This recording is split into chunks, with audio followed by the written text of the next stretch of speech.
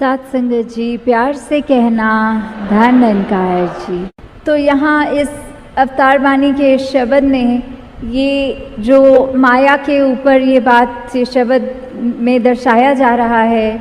कि ये संसार में जो दिख रहा है, संसार भी अपने आप में पूरा का पूरा या जो कुछ भी हम देखते हैं अपने जीवन में अनुभव करते हैं, इन आँखों से जो कुछ दिख रहा है वो सब माया ही है। वो इल्यूजन रूप में जो कहा जाता है कि कैसे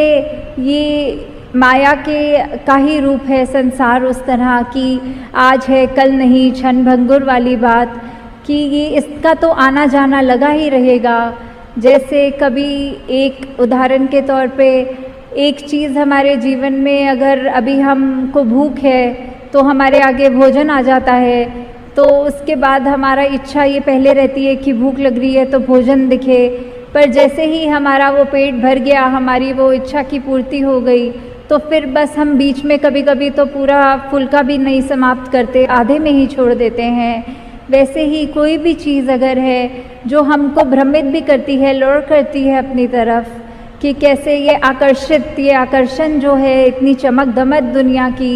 कि कुछ भी देखा जाए हम उसकी तरफ इतने प्रभावित हो जाते हैं कि हम ये भूल जाते हैं उस समय कि कोई चीज़ हमको टेम्पररी ये सुख दे रही है, ये साधन सिर्फ ज़िंदगी जीने के लिए हैं, पर हम इतने इम्पोर्टेंस दे देते हैं वो साधनों को ही कि अपनी ज़िंदगी को उन साधनों के इर्द गिर्द घुमा लेते हैं। तो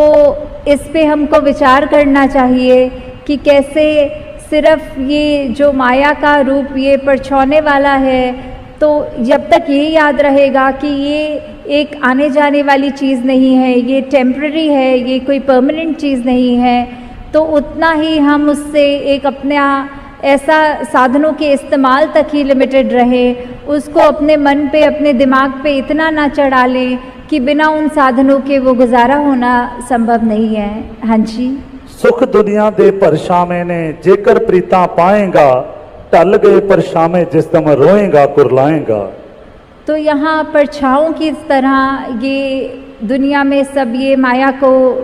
कंपैरिजन में किया जा रहा है कि जैसे अगर हम कहीं खड़े होते हैं, हमारे अगर पीछे से लाइट आ रही हो तो अपनी परछाई हमें आगे दिखती है, और अगर हम उसको पकड़ने की भी कोशिश करेंगे तो जितनी तेज़ हम आगे परछाई की तरफ जाएंगे उतनी तेज़ परछाई और आगे को जाएगी। तो ये माया भी उसी के संतुलन, उसी मुकाबले में ऐसे ली जा रही है कि ये तो एक परछाई ही है, हम चाहकर भी वो परछाई को नहीं पकड़ सकते, और जितना पकड़ेंगे उतना और उसका प्रभाव हमारे ये मस्तिष्क में आएगा, ये इस तरह हमारे जीवन में उसका असर आएगा। तो इन परछाओं को, ये टेम्पररी चीज़ों को, कि अभी आज एक खिलौना बच्चे को चाहिए, जैसे वो उसको माता पिता वो दिला देते हैं, तो अब कल को वो उस खिलौने से ही बोर हो जाता है, वो बस उसने जितना खेल लिया एक आधे दिन में खेल के, अब अगले दिन उसकी इच्छा एक नए खिलौने की तरफ करती है। तो वैसे ही हमारे साथ भी होता है कि जितनी भी ये परछाई रूप है, ये माया है, ये जो सिर्फ दिखाने के लिए है सामग्री, वो हम उसको निरंकार से ज़्यादा जुड़े ना कि वो सामग्री से। हाँ जी। जो कुछ अखी नजरी आउंदा आवन जावन वाला है, अकलों अन्ना मूर्ख बंदा जो इसदा मत वाला है। तो अब यहाँ कहा जा रहा है कि कैसे एक जो माया में पूरा दिन अपना व्यतीत कर रहा है, माया को ही सब कुछ मान रहा है, और ऐसे वो क्लेम करता है कि उसको ये सब चीज़ें अच्छी अच्छी दिख रही हैं, वास्तव में उसको इसमें एक अंधे व्यक्ति से कंपैरिजन किया गया है कि वैसे तो अंधा वो होता है जिसको नज़र नहीं आता, पर यहाँ आंखें होते हुए भी क्या चीज़ देखनी है, क्या चीज़ इम्पॉर्टेंट है, उसको तो नहीं देख रहा, वहाँ आंखें बंद हैं, और जिन चीज़ों की कोई ऐसी अहमियत नहीं है, जो हमेशा कायम दायम रहने वाली चीज़ नहीं है ये माया, उसको ही लेकर उसी के पीछे उसी को ही पकड़ के इस तरह बैठ गया। तो फिर इसीलिए उसको ये कहा जा रहा है कि ये बिल्कुल एक उस तरह है कि चीज़ होकर भी अगर आंख बंद कर लें तो फिर वो अंधे की तरह ही यहाँ पे तुलना हो रही है। हाँ जी। चलदे नाल परीता लाके आखिर रोना पैंदा है, हथ पल्ले नहीं पैंदा कुछ भी, सब कुछ खोना पैंदा है। तो अगर पूरी ज़िंदगी ही ऐसे व्यतीत हो जा रही है और बिल्कुल अंत समय में जब ये एहसास होता है कि कैसे यहाँ पे हमको जो करना था इस जीवन काल में वो तो हमने किया नहीं और हम सिर्फ माया में ही भ्रमित रहकर माया का ही सहारा लेते गए, जबकि हमको इस जीवन काल में प्रभु परमात्मा का एहसास करते हुए, पहचान करते हुए, सिर्फ प्रभु परमात्मा की ही एक लगन में जहाँ रहना था वहाँ हमने प्रभु परमात्मा निरंकार को तो वो प्राथमिकता नहीं दी, पर अपनी ये मटीरियलिस्टिक लाइफ को ही इतनी महत्ता दे रहे थे कि ये भी बात ज़रूरी है कि हम आए हैं संसार में तो हमारा परिवार भी है, हमारी रिस्पॉन्सिबिलिटीज़ भी हैं, जिम्मेवारियां भी हैं। तो ऐसा नहीं है कि माया से बिल्कुल कट ऑफ करने की बात हो रही है, ये है कि चीज़ों का जो बनी है उपयोग के लिए उनका उपयोग करें, उनका सदुपयोग करें, पर उनको अपने ऊपर इस तरह हावी ना होने दें कि कैसे अगर वो चीज़ हमारे से छिन जाए तो इतना उसका असर हमारे ऊपर हो कि हम निराश हो जाएं या फिर इतनी एक्सट्रीम में ले जाएं कि अपनी ज़िंदगी को ही वहाँ समाप्त करने के ख्याल आएँ। तो हमें ये सब चीज़ों से उठना है। सिर्फ ये प्रभु निरंकार परमात्मा जो हमेशा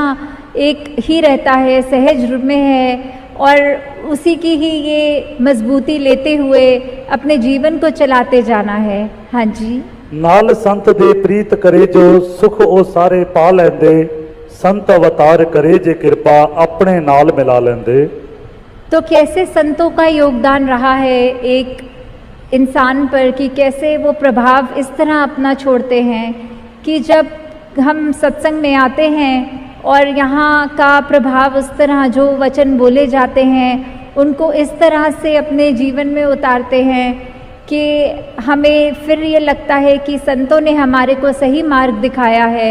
युगों युगों से, आज की बात नहीं, ये जब से दुनिया कायम दायम है, संत प्रवृत्ति वाले सभी ने यही शिक्षा दी है, वही मार्ग बताया है कि कैसे हमें अपने आप को फोकस रखते हुए ठीक डायरेक्शन पे एक जो रास्ता है वो सही चुनाव करना है। हमें कैसे सिर्फ अच्छाइयों को ही देखना है, किसी के अंदर खामी नहीं देखनी। कोई भी वस्तु, इंसान तक ये माया का रूप है तो उसके अंदर भी हमें कुछ बुराई को नहीं देखते हुए या उसकी अच्छाई या बुराई से इतने प्रभावित नहीं होते हुए कि हम अपना फोकस खो के सिर्फ उसी पे टिप्पणी करते रहें या उसी के बारे उस तरह मन में सोचते रहें।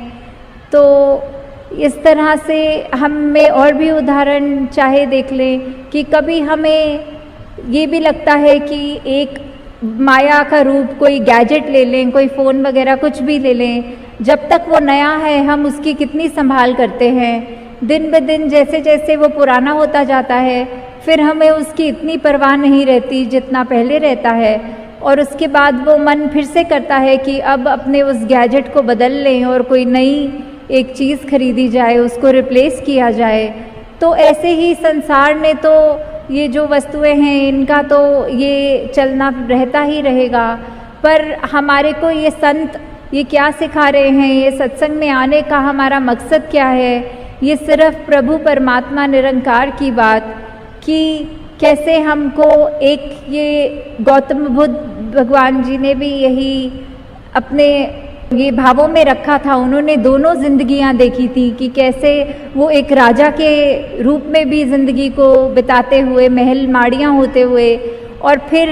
एक वो उनकी मेडिटेटिव वो ज़िंदगी जहाँ उन्होंने अपने आप को अलूफ करके, बिल्कुल अकेला करके, तो बीच में उन्होंने एंड में जो निष्कर्ष निकाला वो उन्होंने यही निकाला कि दुनिया के ये जो दो एक्सट्रीम्स हैं इसको तो हमने उस तरह नहीं अपनाना, पर ये जो मध्य मार्ग है, ये जो बैलेंस है, इसको मध्य मार्ग को ही हमको चुनना है कि जहाँ ना बिल्कुल कोई उतराई की बात, ना बिल्कुल चढ़ाई की बात, बस एक ही बात कि कैसे हमको अपने जीवन में ये सारी माया होते हुए भी, ये संसार जो माया का रूप है वो होते हुए भी हमें कैसे उस माया से बचते हुए सिर्फ और सिर्फ ये परमात्मा में अपना ध्यान जोड़ना है। कैसे हम ये जो ब्रह्म ज्ञान की दात जो प्राप्त कर चुके हैं उसके बाद भी अगर हम उससे ज़्यादा, निरंकार से ज़्यादा इम्पोर्टेंस अगर और किसी को दे रहे हैं तो इसमें कमी हमारी ही है कि हम कैसे उसको इतना जो अनमोल सी वस्तु है उसको लेते हुए ध्यान में नहीं बल्कि और चीज़ों में दिन रात लगे हुए हैं। तो ऐसे ही वही बात कि जहाँ पे हमें एक जैसा नहीं अपना जीवन को सहज भी बनाना है, हमें उतार चढ़ाव कैसे भी हो, कोई भी हमें किसी भी भ्रम में डाल दे। कभी कभी माया तो इतने सूक्ष्म रूप में भी आती है कि हमने चाहे किसी को उस तरह से देखा नहीं हो, पर कोई अन्य व्यक्ति कह देता है कि पता है वो फलाने बंदे ने आपके बारे में ऐसा कुछ कह दिया है, तो हम वहीं पर अब उस व्यक्ति के लिए मन में ऐसी ओपिनियन बना लेते हैं। तो उस समय वो छोटी सी चीज़ भी जो कि पता नहीं सचमुच उस व्यक्ति ने कही भी है हमारे लिए कि नहीं कही, फिर भी वो ओपिनियन बनाकर हमारे को उस समय वो उस तरह भी भ्रमित किया जा रहा है।